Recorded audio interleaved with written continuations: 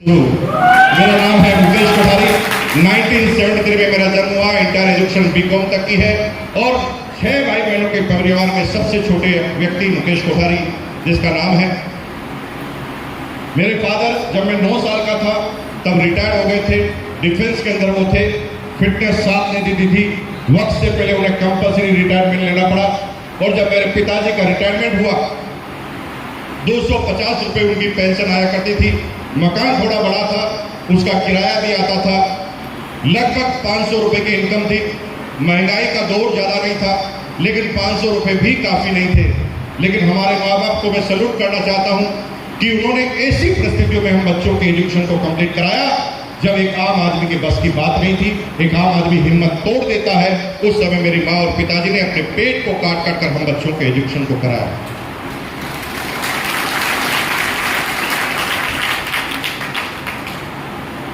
BCom करने के बाद एक प्राइवेट नौकरी से मैंने अपना इकोनॉमिकल करियर चालू किया। 750 रुपए की मेरी पहली सैलरी हुआ करती थी। लेकिन पैसों के प्रति ये लगाव मेरा पहली बार नहीं था। जब मैं छोटा था 5वीं 6वीं क्लास में था ना, तब भी मैं पैसों के बारे में ही सोचता था। क्यों? क्योंकि घर में जब भी कोई तनाव आता था तो तनाव की वजह पैसा होती थी। जब भी घर में टेंशन होती थी तो उसकी वजह पैसा होती थी। और बचपन से ही सोचता था कि मुकेश बहुत पैसा कमाना है। और मैंने अपना पैसों का सफर 6वीं क्लास में चालू कर दिया। 5वीं क्लास में पूरे साल 2 पैसे, 5 पैसे, 4 पैसे को जोड़कर अपनी हाथ खर्ची को रोककर अपनी टॉफी खाने की कुर्बानी देकर मैंने 1 रुपया 60 पैसा इकट्ठा किया और 1 रुपया 60 पैसे अपने भाई से उधार लिया। मैंने भाई को कहा कि 1 रुपया 60 पैसा मुझे दे दो, तो मेरे भाई ने कहा क्यों? तो मैंने 6वीं क्लास में प्रोजेक्ट रिपोर्ट अपने भाई को बताई। मेरे भाई को बताया कि मैं पतंग की दुकान लगाना चाहता हूं और मैं ये पता करके आया हूं कि होलसेल में पतंग की दुकान कहां है, कितने रुपए में पतंग आती है और कितने रुपए में उसे बेचा जाता है। और मैंने ये भी पता लगाया है कि मेरे घर से 4 किलोमीटर तक कोई पतंग की दुकान नहीं है। और अगर ये पतंग की दुकान मैंने लगा ली तो 2 किलोमीटर इधर वाले लोग, 2 किलोमीटर इधर वाले लोग मेरे दुकान पर आएंगे और मेरी पतंग की दुकान बहुत अच्छी चलने वाली है। भाई, अगर आप मुझे 1 रुपया 60 पैसा दोगे तो 3 महीने में मैं तुम्हें 1 रुपया 90 पैसा वापस दूंगा। पूरी फुल प्रूफ प्लानिंग के साथ अपने भाई से ये बात की और मेरे भाई ने मुझे 1 रुपया 60 पैसा उधार दे दिया। आपको आश्चर्य होगा, 6वीं क्लास में ही मैं उधार लेना सीख गया। उधार कब मिलता है? उधार तब मिलता है जब सामने वाले को ये विश्वास हो जाता है कि पैसा डूबेगा नहीं। कब मिलता है उधार? बैंक भी यही देखता है कि कहीं पैसा डूब तो नहीं जाएगा। दोस्त भी यही देखता है कि कहीं पैसा डूब तो नहीं जाएगा। और जब भी हमें लगता है कि पैसे आने की कोई संभावना है ही नहीं, हम कभी उधार देते ही नहीं। लेकिन मेरे भाई को 6वीं क्लास में, जब वो 8वीं क्लास में पढ़ता था, जब मैंने प्रोजेक्ट बताया तो उसे इतना बिलीव हो गया कि उसने मुझे तुरंत 1 रुपया 60 पैसा उधार दे दिया। 3 रुपये 20 पैसे से मैंने अपनी दुकान खोल दी पतंग की। और आपको आश्चर्य होगा कि 3 महीने में, सिर्फ 3 महीने में अमित जी, मैंने अपने पैसे को डबल कर दिया।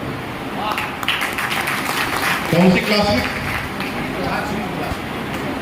6वीं क्लास।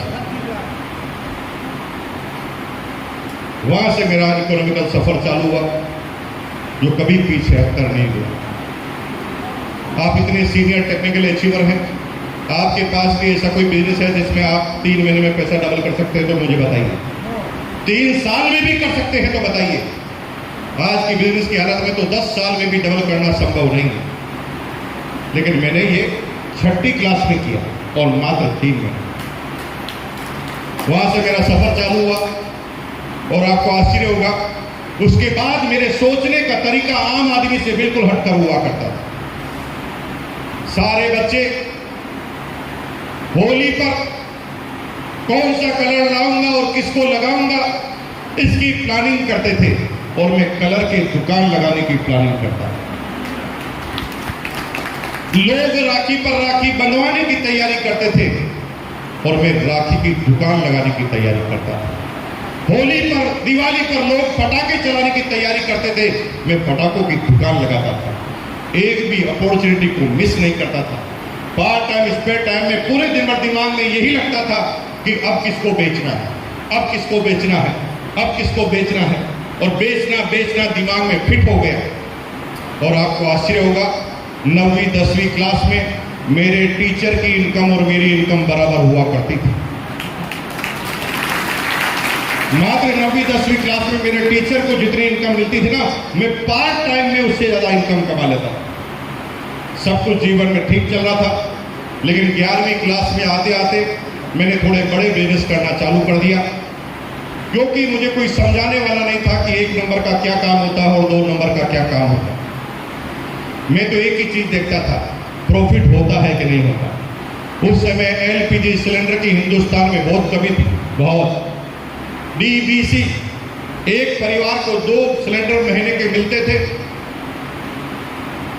गोपाल जी, नेटवर्क आज आप बना रहे होंगे, हमने नेटवर्क 10वीं 11वीं क्लास में बना लिया। पूरे मोहल्ले का सर्वे किया और पता लगाया कि कौन सी बड़ी फैमिली है और कौन सी छोटी फैमिली है। और जो भी छोटी फैमिली को हम मार्क करते, उनके घर घर में जाकर प्लान समझाते थे।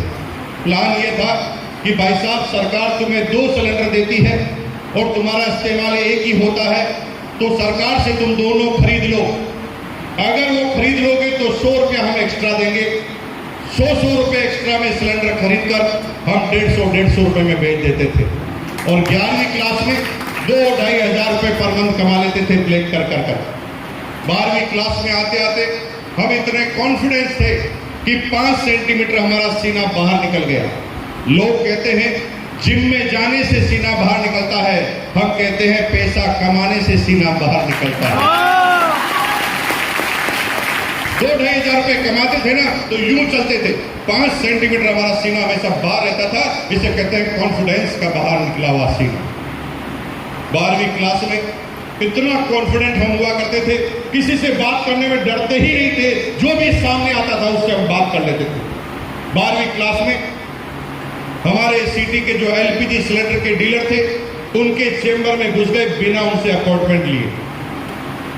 उस समय पेट्रोल पंप के मालिक, एलपीजी सिलेंडर के डीलर समाज के बड़े लोग हुआ करते थे। करोड़पति बनना एकदम फाइनल था उनका, और मैं उनके चेंबर में घुस गया बिना परमिशन। मैंने उनको विश किया और बोला, नमस्कार सर, मेरा नाम मुकेश कोठारी है और मैं ये जानता हूं कि आप और आपके लोग मिलकर सिलेंडर ब्लैक करते हैं। वो खड़ा हो गया। उसने कहा, तू है कौन? तू इंफॉर्मेशन दे रहा है कि इंक्वायरी कर रहा है? मैंने उन्हें कहा कि मैंने इंफॉर्मेशन दे रहा हूं और नहीं इंक्वायरी कर रहा हूं। मैं आपको ये बताना चाहता हूं कि आप मेरे आदर्श हैं, भीलवाड़ा की शान है, भीलवाड़ा की जान है, भीलवाड़ा के गौरव हैं। लोग आपके नाम की कसमें खाया करते हैं, और जब आप सिलेंडर को ब्लैक करते हैं तो इससे आपका नाम खराब होता है और मेरे से ये देखा नहीं जाता। इसलिए मैं चाहता हूं आज के बाद आप एक भी सिलेंडर ब्लैक न करें, जो भी करना है मेरे थ्रू करें।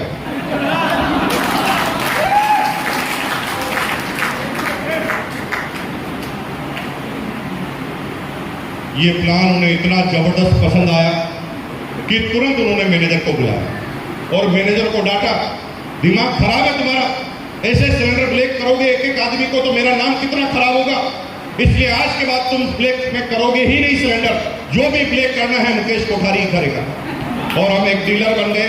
पूरे भीलवाड़ा में अगर किसी को भी एक्स्ट्रा सिलेंडर चाहिए तो हमारे अलावा मिलते ही नहीं थे। इस बेबाकी से हम बात किया करते थे। आप जब शादी ब्याह होता है तो खाना खाने जाते होंगे, एक सीजन में 3-4 बार न्योता मिलता होगा, लेकिन पूरे भीलवाड़ा में एक भी शादी ऐसी नहीं थी जो हमारे बगैर हो जाए, क्योंकि हलवाई को सिलेंडर चाहिए होता, वो केवल हमारे पास ही मिलता था। लोग कार्ड छपाकर सीधा हमारे पास ही आते थे और कहते थे, सह परिवार आना है, साथ में 4 सिलेंडर भी लाना है। 2-2.5-3 हज़ार रुपये पर मंथ हम कमा लेते थे। पढ़ाई में हमारी बिल्कुल रुचि नहीं थी, पढ़ाई हम करना ही नहीं चाहते थे। हमें यह समझ में ही नहीं आता था कि पढ़ाई लोग करते क्यों हैं, और हम कैसे भी करके पढ़ाई छोड़कर अपना फुल टाइम कारोबार करना चाहते थे। लेकिन मेरे पिताजी थोड़े खड़ूस किस्म के इंसान थे। उन्होंने कसम खा रखी थी कि तुझे मैं बीकॉम करा के ही मानूंगा, तू पास हो या फेल, जब तक तू पास नहीं होगा तुझे पढ़ाता रहूंगा। अब मेरी टेंशन थी, फेल होकर भी मैं पिंड नहीं छुड़वा सकता था, क्योंकि फेल होऊंगा तो मुझे बार बार पढ़ना पड़ेगा। पास होना ही मेरी मजबूरी थी और मैं लगातार पढ़ता था। पढ़ाई में रुचि नहीं थी। 4 दिन पहले, एग्जाम के 4 दिन पहले हम अपनी किताबें खोलते थे, पढ़ने के लिए नहीं, चिट बनाने के लिए, है ना, क्योंकि स्कूल कॉलेज में ले जानी पड़ती थी क्या क्या लिखना है। 4 दिन पहले हम इसी मेहनत मशक्कत करते थे, चिट बनाते थे। कॉपी करने में हम बचपन से माहिर थे और इस वजह से हम हमेशा पास हो जाते थे। कॉपी करने में इतनी मास्टरी थी हमारी कि जिससे हमने कॉपी की मैथमेटिक्स में, उसके 95 नंबर आए और हमारे 97। इतने कॉपी करने के मास्टर खिलाड़ी थे। अगर आप पूछें कैसे आए थे तो मैं बता सकता हूं, अगर नहीं पूछना चाहते तो कोई बात नहीं, हम आगे चलते हैं। ये जानना चाहते हैं हम? मैंने आपको कहा कि मैं कॉपी करने का मास्टर हूं, तो क्या मैंने एक ही आदमी से कॉपी किया होगा? और यही मेरी एक्सपीरियंस में कामयाबी का राज है।